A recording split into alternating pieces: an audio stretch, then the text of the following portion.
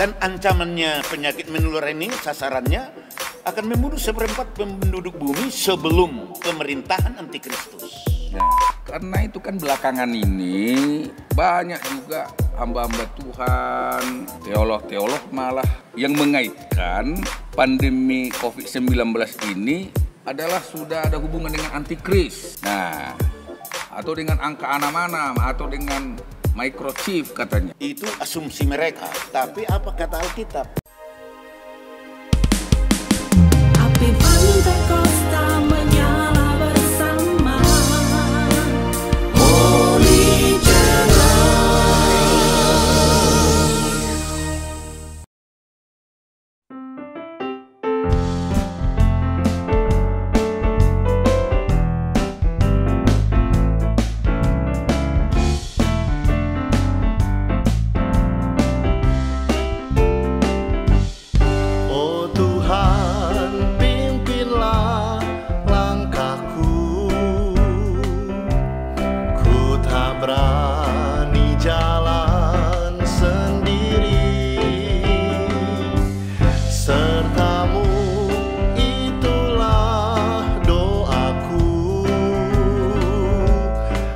ajarku merendahkan diri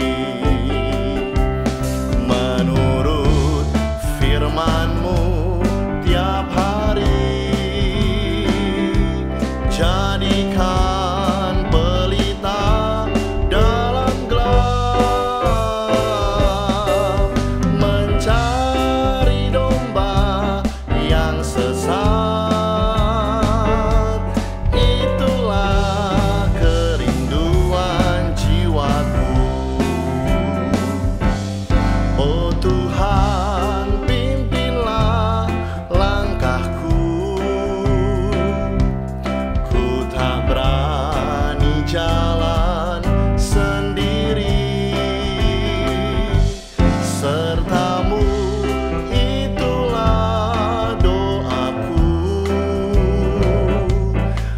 Ajarku merendahkan diri menurut firman-Mu tiap hari, jadikan pelita dalam gelap, mencari domba yang sesat.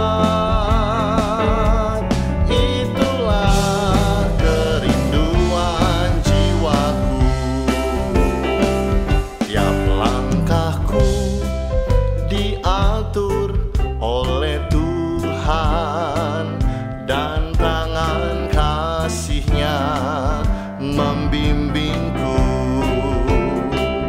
di tengah gelombang dunia menakutkan. Hatiku tetap tenang teduh tiap langkahku.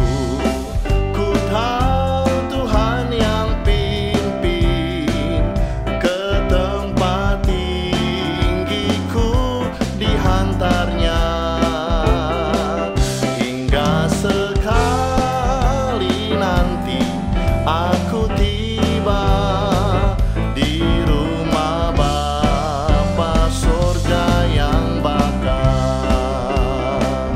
Hingga sekali nanti aku tiba di rumah Bapa sorga yang bakal.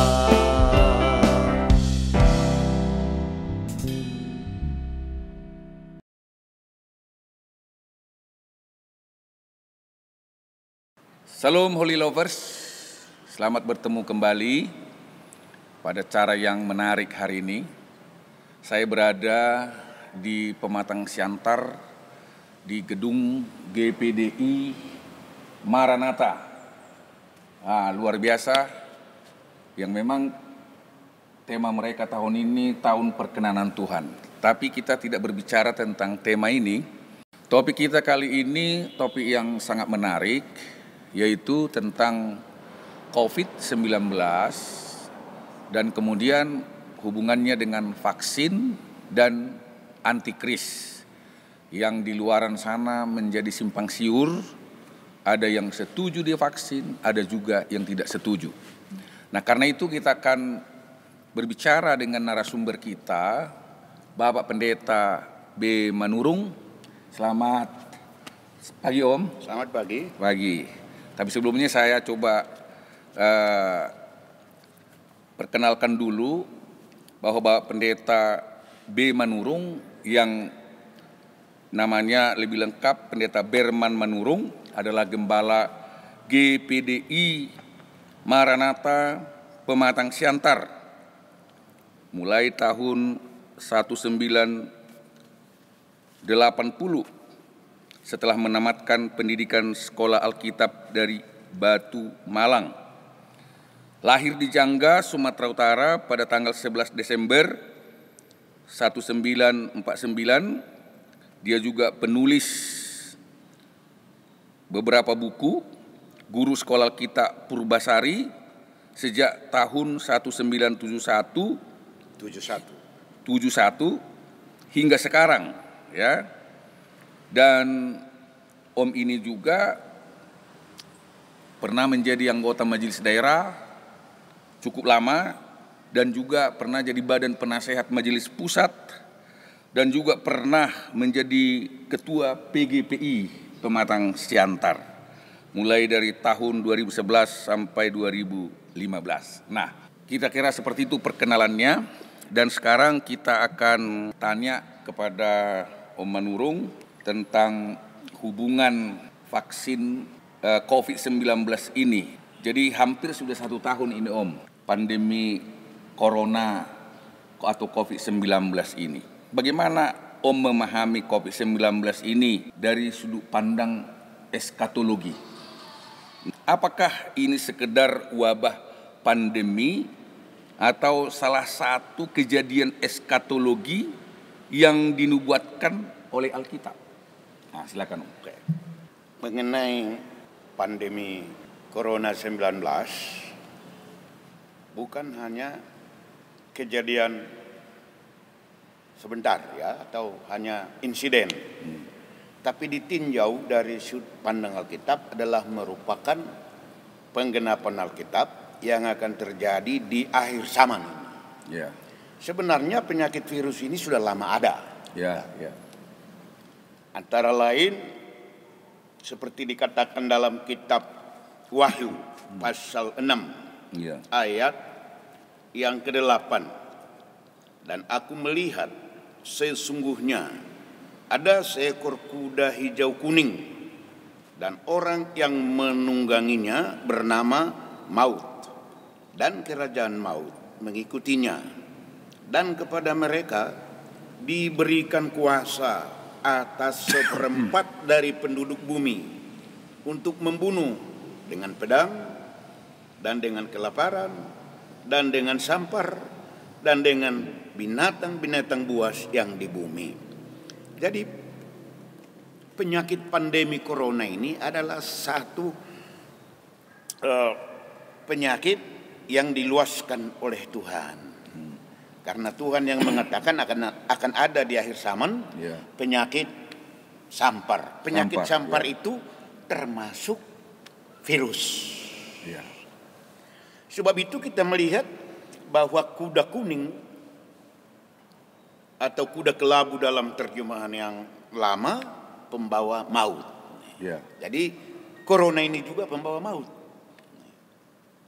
Karena itulah kita melihat ini sudah penggenapan Alkitab.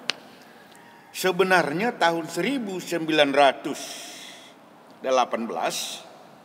hingga 1919 menurut yang pernah saya baca di koran SIP tahun lalu, bahwa flu Spanyol sudah mengancam dan sudah beredar yang menginfeksi 500 juta penduduk bumi dan mematikan 50 juta dengan gejala flu biasa.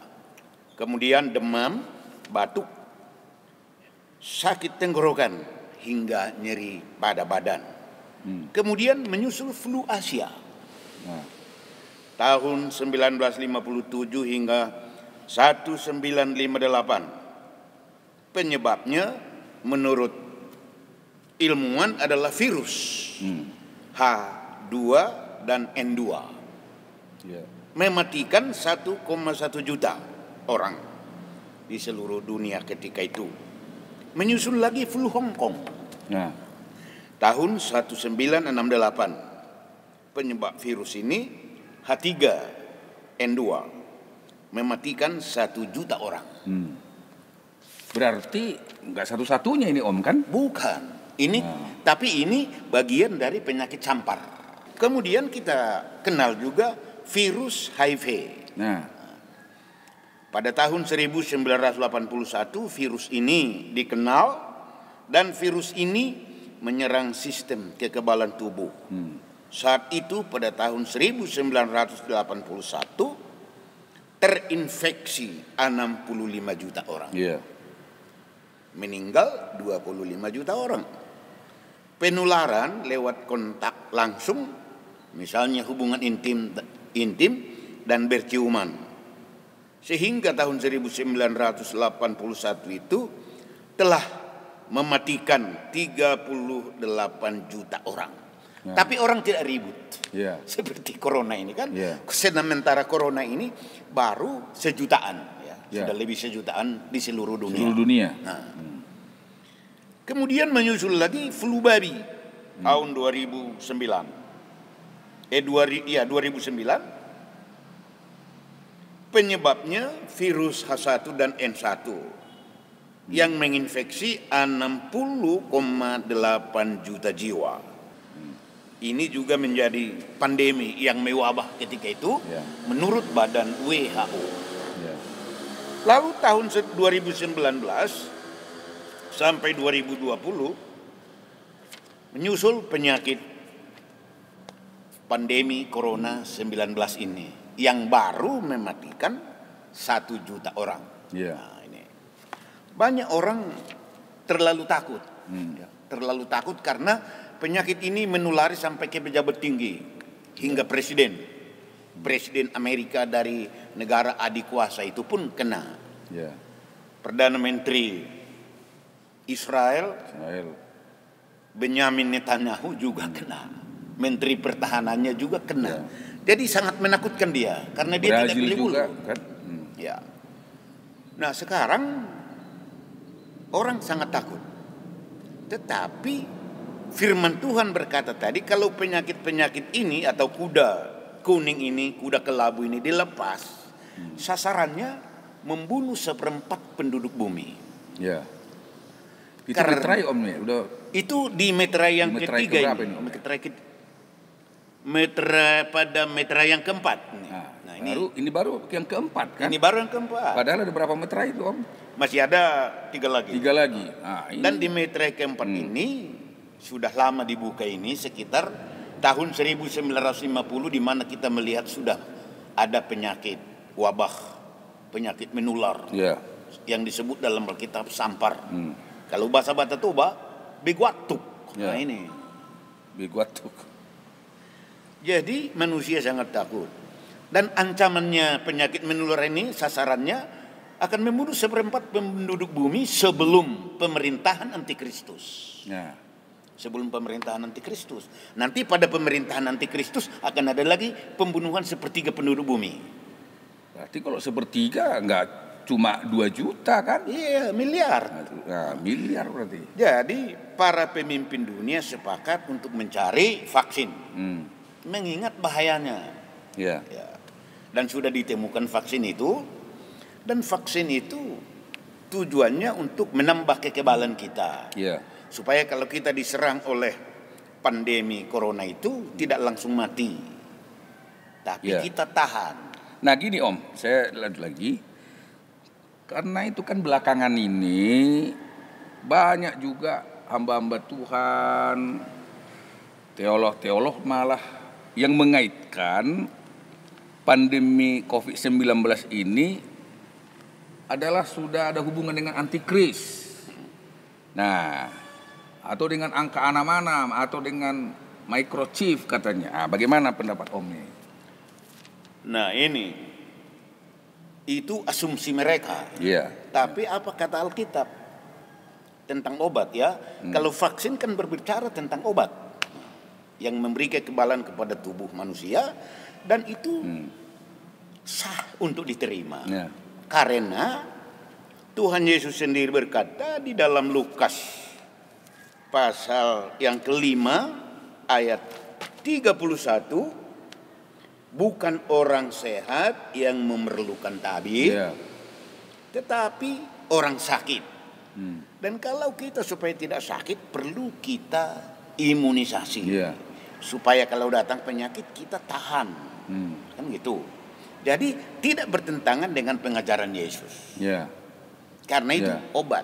Soal meterai antikristus tak ada hubungannya, sebab antikristus nanti akan memerintah 3,5 tahun sebelum Yesus datang. Jadi sebelum Yesus datang. 3,5 tahun waktu diberikan untuk antikristus. Dan antikristus ini menyiksa manusia. Mulai dari 150 hari pertama pemerintahannya sudah menyakiti manusia seperti sengatan kalajengking 5 bulan, 150 hari. Tetapi kalau kita percaya kepada Tuhan Yesus Kristus, lahir baru, hidup baru, kemudian berjalan di dalam Roh Kudus, dipenuhi Roh Kudus yang ditandai dengan berbahasa roh, hidup dalam persekutuan Roh Kudus, maka Roh Kudus akan membangun kita. Makanya orang yang penuh Roh Kudus itu ditandai dengan berbahasa roh. Dan di dalam berbahasa roh dia dibangun untuk menerima kuasa, kemampuan melakukan perkara besar, sampai menjadi yang sempurna, tubuh, jiwa dan rohnya. Tapi saya potong dulu sedikit Om. Karena tadi itu belum antikris, kan gitu kan? Karena pemberian angka 66 oleh antikris tidak diberikan secara diam-diam. Berarti itu sudah ada jelas itu pada waktu itu. Gitu kan untuk Om, gimana? Makanya tidak ada hubungannya dengan vaksin yang sekarang ini. Karena vaksin ini kan masih jauh dari pemerintahan antikris. Antikristus belum datang. Ante-antenya yang sudah datang. Kalau dia belum, karena antikristus adalah seorang manusia dajjal yang tadinya hamba Tuhan terkenal, tetapi karena bertabiat tidak beres moralnya, dia jatuh dan menjadi antikristus. Apabila dia nanti sudah dilantik menjadi antikristus dan menguasai dunia pada masa 3,5 tahun itu, karena antikristus ini seorang yang gila kuasa, gila hormat, pokoknya ada gila-gilanya ini. Dia memaksa semua orang yang hidup pada masa 3,5 tahun itu menyembah dia.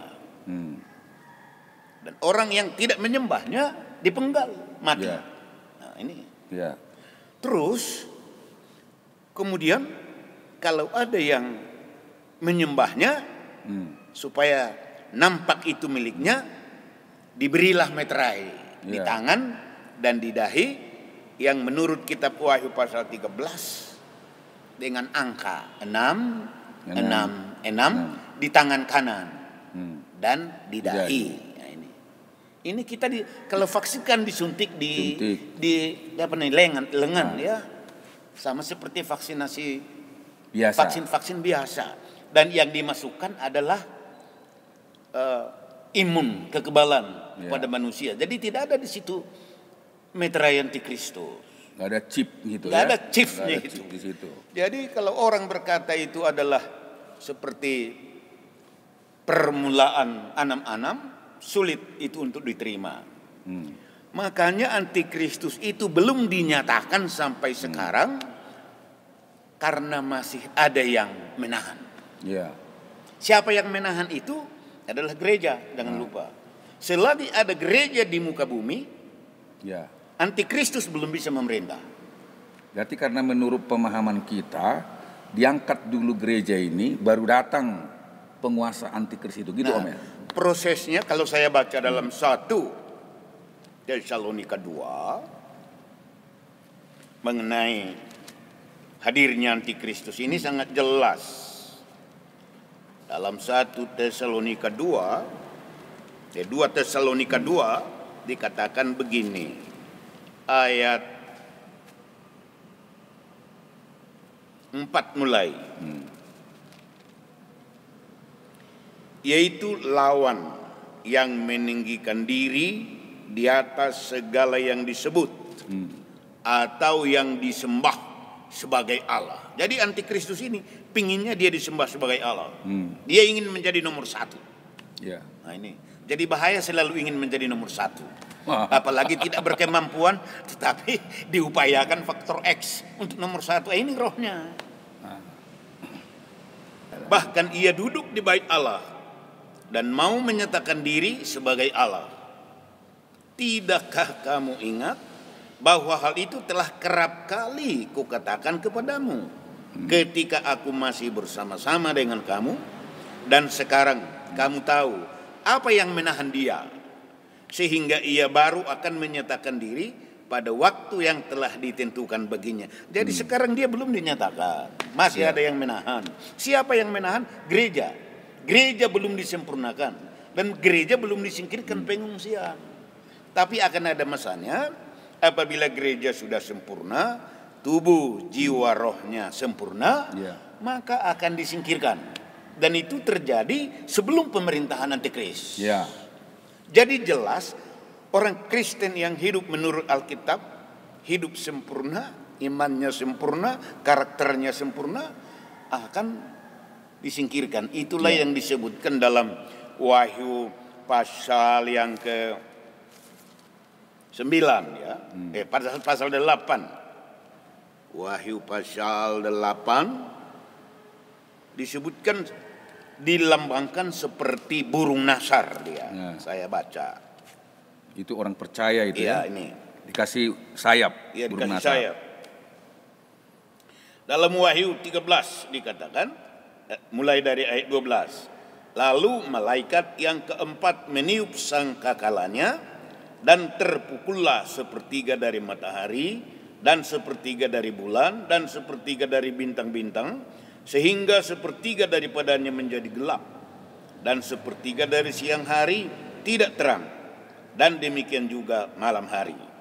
Lalu aku melihat, aku mendengar seekor burung nasar terbang di tengah langit dan berkata dengan suara nyaring, celaka, celaka, celakalah mereka yang diam di atas bumi oleh karena bunyi sangkakala ketiga malaikat lain yang masih akan meniup sangkakalanya. Jadi nanti antikristus itu sesudah gereja disingkirkan, disingkirkan pada sangkakala yang keempat. Baru yang keempat. Yang keempat baru dia disebut berlembaga, ya, seperti dilembagakan seperti seekor burung nasar yang terbang ke angkasa. Lalu dari angkasa dia bukan ke sorga, dari angkasa disingkirkan ke padang gurun. Itulah yang disebut oleh Rasul Yohanes dalam Wahyu 12 ayat 14, diberikan sayap burung nasar yang besar untuk terbang. Baru setelah antikristus itu memerintah, berkuasa.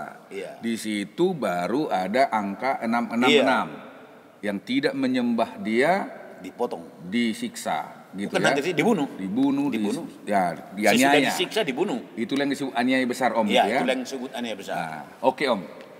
Kalau memang belum ada hubungannya dengan antikris angka 666, nah bagaimana pendapat Om ini? Bisa nggak orang Kristen, khususnya warga GPDI, menerima vaksin 19 ini? Bisa. COVID-19 ya. Bisa, karena itu obat menambah kekebalan tubuh. Tuhan pun memberikan kita kekebalan. Makanya firman Tuhan berkata di dalam kitab Amsal 17 ayat 22, Hati yang gembira adalah obat. Ya. Kalau hati kita gembira, Ya. maka saat itulah hormon yang namanya endorfin Ya. tercipta di dalam diri kita. Sehingga kita menjadi tahan terhadap penyakit, Ya. tahan terhadap sakit hati dan lain-lain. Ya. Ya, jadi Tuhan pun memberi keimunan kepada umatnya supaya tahan. Sekarang pemerintah di dalam ilmunya, dalam kemajuan teknologi memberi keimunan lewat Ya. suntik. Dan Tuhan juga ingin kita menjaga tubuh kita. Iya. Karena tubuh kita baik Allah. Kan Iya. gitu Om ya. Bagaimana kita bisa Nah. dengan senang hati kalau kita sakit? Iya. Jadi harus diterima. Harus diterima. Harus diterima karena itu obat. Ya. Dan Tuhan berkata orang sakit perlu tabib. Iya. Nah ini. Oke. Tidak ada hubungannya dengan Metrai 666. Karena antikristus belum Iya. memerintah. Oke. Ya, oke. Ini cukup jelas Om. Jadi mungkin Om kasih closing statement khusus mengenai ini kepada pemirsa kita, khususnya warga GPD ini, bagaimana kita bersikap dengan vaksin Corona 19 ini. Silakan Om. Jadi sebagai orang yang percaya kepada Tuhan, satu hal yang kita harus jalani menurut nasihat Tuhan Yesus, cerdik seperti ular, Ya. tulus seperti merpati. Jadi karena ini adalah merupakan imunisasi penambahan kekebalan tubuh lewat suntikan vaksin COVID-19, harus diterima. Ya. Kecuali imannya lebih kuat dari vaksin itu. Ya. Ya kan? Ya, kalau kuat Ya. imannya, tahan segala dia, ya oke nggak usah terima. Karena ada yang bilang biarlah darah Yesus menvaksin saya katanya. Iya, kalau ada imannya seperti itu kita Iya, tidak paksakan gitu ya. itu. Nah. Itu istimewa itu. Ya, istimewa ya. Tapi secara umumnya umat GPDI tidak salah menerima Ya. vaksin karena itu merupakan obat untuk menambah kekebalan tubuh. Ya. Dan Tuhan sendiri berkata orang sakit atau katakanlah lemah perlu tabib untuk memberi obat, untuk memberi suntikan. Ya. Jadi secara alkitabiah tidak salah. Ya. Cuma kalau seperti yang kita bilang tadi imannya sudah sempurna, Ya. bisa dia lawan COVID-19, ya oke silakan gak usah. Makanya sekarang negara kita pun tidak memaksa. Ya. Sudah cukup bijak pemerintah kita, jadi harus dihargai. Ya. Oke, baik Om. Ya. Demikianlah Holy Lovers, hamba-hamba Tuhan, jemaat Tuhan dimanapun Anda berada hari ini. Kita sudah mendengarkan penjelasan yang luar biasa dari senior kita, guru kita, Pak Pendeta B. Manurung, Om Manurung. Dan kita jelas disampaikan tadi bahwa kita tidak perlu ragu. Kecuali ada hal-hal yang membuat kita tidak boleh divaksin, itu sudah ada aturannya. Terima kasih, Tuhan memberkati. Kabarkan Injilnya, selamatkan jiwa. God bless you. Aku tiba di rumah Bapa sorga yang bakal, hingga sekali nanti aku tiba di rumah Bapa sorga